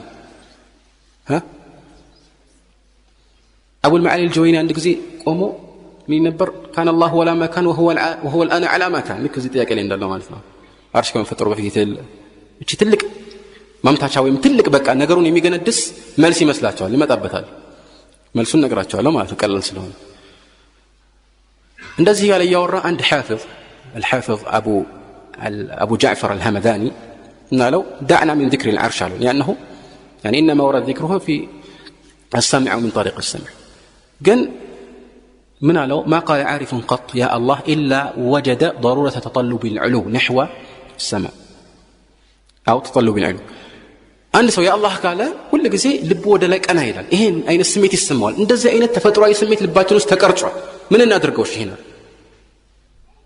ምን መልሰጡ አቃተው ጭንቅላቱን እየደበደበ ወረደ حيرني الهمداني ግራ አጋባኝ ብሎ ወረደ ምንም መልስ መስጠት አይችልም እየተደረገ ሰዎች ዱዓ ሲያደርጉ እጃቸውን ላይ ነው ከፍ የሚያደርጉት ወይስ ወደ ጎን ወይ ወደ ታች ነው ወደ ላይ ነው ማንንም ባይነግራቸው ማለት ነው طبعا حديث ላይ ረሱላህ ሰለላሁ ዐለይሂ ወሰለም ان الله حي كريم يستحي من عبده اذا رفع اليه يديه እጁን ወደ እሱ ካነሳ አላህ ወደ አላህ ማለት ነው አንድ ሰው ካነሳ ምን ማለት ነው ወደ አላህ ካነሳ ማለት ወደ ላይ ነው የምታነሳው ማለት እነዚህ አይነት የመረጃ አይነቶች በርካታ ናቸው በአይነት ተዘርዝረው አያልቁም በእንዲህ አይነት አጭር ጊዜ ግን እያንዳንዱ ደግሞ በእነሱ ላይ የሚነሳ ውዥንብር ጥርጣሬ ወይ ጥያቄ ካለ ከአንድ በላይ በርካታ መልሶች ይሰጥበታቸው ችግር የለም እርግጠኝነቱ የጸና ይሆናል ጥያቄ በተነሳ ቁጥር ነው እርግጠኝነት እንዲጨምር ያደርጋል መልሶቹን ስትሰማ ማለት ነው ተግባባን ይህ በዚህ አይነት መልኩ የተረጋገጠ ነው ሁሉም ቀደምት ሙስሊሞች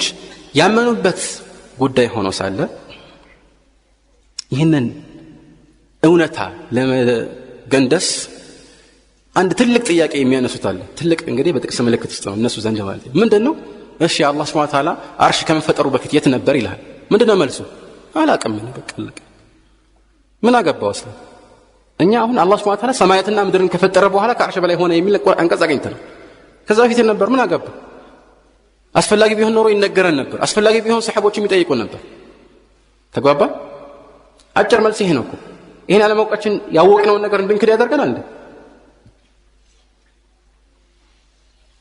አንድ ሰው መስጂድ ውስጥ አየሁት አይ እሱ አይደለም ብዬ እንድከራከር የሚያደርገኝ ነጥብ ምንድነው እሱ አለመሆኑ ከረመዳን በፊት የት ነበር አንዳንድ ሰዎች እንግዲህ ረመዳን ብቻ ነው የሚሰግዱት ስለዚህ ይሄ ሰው መስጂድ አልመጣም እሱም አይደለም ምንድነው መረጃ ከረመዳን በፊት የት ነበር መረጃ ነው ሞኝነት ነው አይደል ምንም የሚያመጣው የሚያያዘው ርዕስ አይደል አሁን አላህ Subhanahu Wa Ta'ala እንደዚህ ነው ብሎ ነግሮናል አርሽ ከመፈጠሩ በፊት ምን አገባ እንደዚህ ተራ ውጅንብሮች ናቸው የሚጠቀሱት ማለት ነው ተግባባን አይደል على كل حال እንግዲህ ግልጽ ነው ነገሩ ማለት ነው ረሱላህ ሰለላሁ ዐለይሂ ወሰለም ሁሉም ዑለማዎች በተስማሙበት ሙስሊም في صحيح እንግዲህ ጥርጣሬ የሌለው ሐዲስ ነው ማለት ነው ስለ ሰነዱ መነሳት አያስፈልገው ቅድም ባልኳችሁ ሐዲስ ላይ ረሱል ሰለላሁ ዐለይሂ ወሰለም አይነ አላህ የት ነው ብለው ሲጠይቋት ምን አለች? ፊሰማ አለች። አይ ፊል ዑሉው ወልሙጥለቅ ማለት ነው። አው ዐለ ሰማ በሰማያቱ ከላይ ነው አላህ ማለት ነው። ግልጽ ነው። እኔ ማን ነኝ ሲሉት የአላህ መልእክተኛ አለች። እሳቸው ምን አሉ? ልብ በል የሰጡትን የምስክርነት ቃል አዕቲቅሃ ፈኢነሃ እይሽ ሙእሚና ነፃ አውጣት እሷ ሙእሚን ነች አሉ። ይሄን ነው ምን መሰክረው አይደለም። ሙጥለቅ الإيمان ነው የሚፈልግበት طبعا መሰረታዊ የሆነ ኢማን አሟልታለች። ይሄን ካወቀች ሙስሊም ነች፣ ካፊር አይደለችም። ነፃ አውጣት ይቻላል። ነፃ አውጣት አሉ ረሱል ሰለላሁ ዐለይሂ ወሰለም። በኢማን መሰከሩላት፣ ኢማን እንዳላት መሰከሩ። ዛሬ ደግሞ አህባሾችም ሌሎች ይመጡና አላህ የት ነው ተብሎ እነሱ አይሉም። ምክንያቱም አላህ የት ነው ማለት ክደት ነው፣ እነሱ ጋር ችግር ነው። ግን ማን ነው እንዲህ ብሎ የጠየቀው? ማን ነው እንዲህ ብሎ የጠየቀው? አይን አላህ ረሱል ሰለላሁ ዐለይሂ ወሰለም ናቸው አይደል? ይምረጥ እንግዲህ አንተ የፈለገውን ጎዳና። መልሱን ደግሞ ተመልከቱ። ፊሰማ ሲባል አንተ ምን ትባላለህ? ካፊር ትባላለህ። ረሱል ሰለላሁ ዐለይሂ ወሰለም ሙእሚን ነሽ ብለዋል አይደል? ምረጡ እናንተ የፈለጋችሁት። هذا والله اعلم وصلى الله على محمد وآله وسلم